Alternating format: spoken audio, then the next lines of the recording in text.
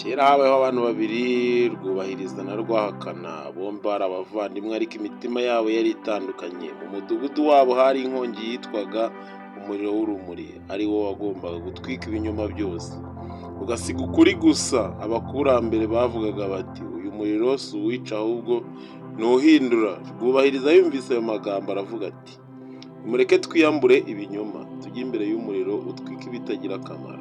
Rwahakana araseka ati, njye sinyuraho, ndamutse nkwikije sinzongera kubaho. Ariko igihe cyarageze, umuriro w'urumuri warazamutse. Rwubahiriza asatira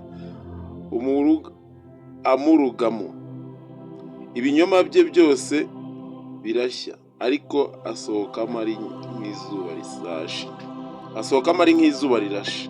Rwahakana ahunga yihishamo, ariko ibinyoma bye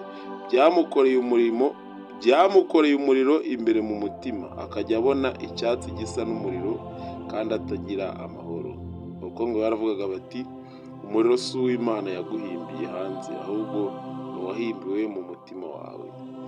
Uwumvira ukuri, umuriro umuhindura urumuri. Umurwanya umuriro umuhindura umwijima. Uwumvira ukuri, umuriro umuhindura urumuri. Uwurwanya umuriro umuhindura umwijima.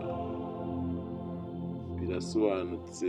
Mu migani uragira uti, uwatinya umuriro w'ukuri ahimbarwa n'umuriro w'umutima.